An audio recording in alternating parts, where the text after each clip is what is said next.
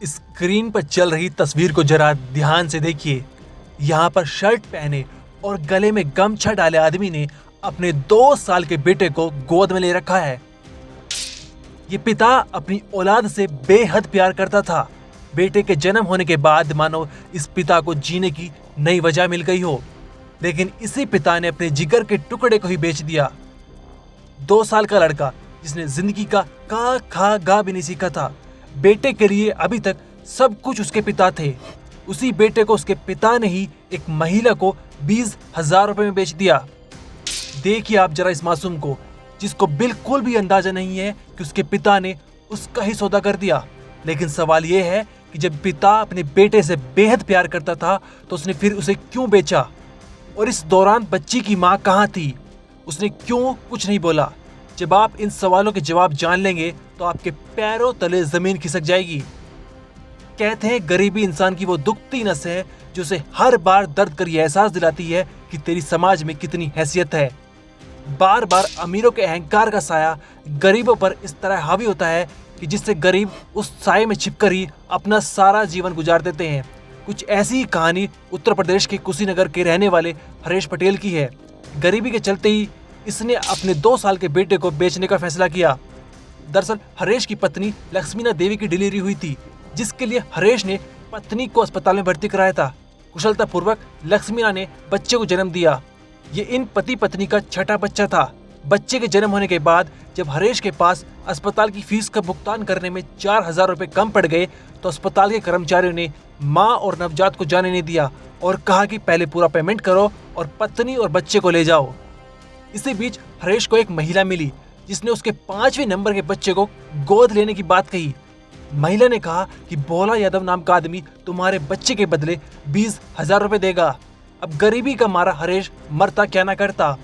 उसने नवजात बच्चे और पत्नी को अस्पताल से वापस लाने के लिए अपने 2 साल के बेटे को 20,000 रुपए में भोला यादव को दे दिया और फिर अस्पताल से पत्नी और बच्चे को छुड़ा कर ले आया।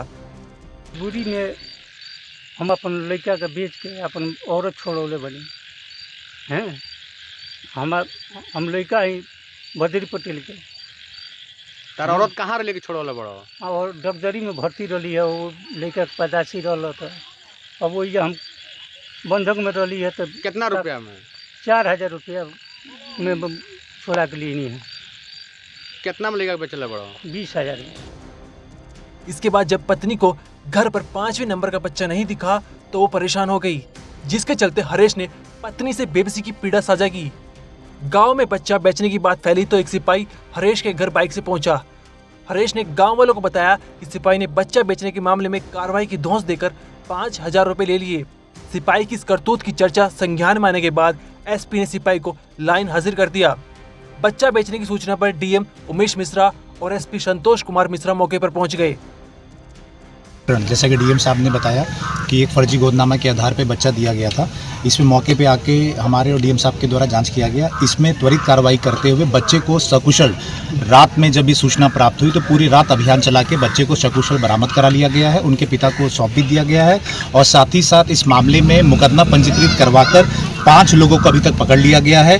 इसमें जो बिचौलिया था अमरेश यादव, उसकी गिरफ्तारी हुई है और साथ ही साथ जिसको बच्चा दिया था भोला यादव, उसको भी पकड़ लिया गया है। साथ ही साथ एक फर्जी महिला क्लिनिक डॉक्टर बनके जो इसमें शामिल थी तारा कुशवाहा, उसको भी पकड़ा गया है और कुल अब तक 5 लोगों की इसमें गिरफ्तारी हुई है और इसमें फर्दर कार्रवाई कराई जा रही है।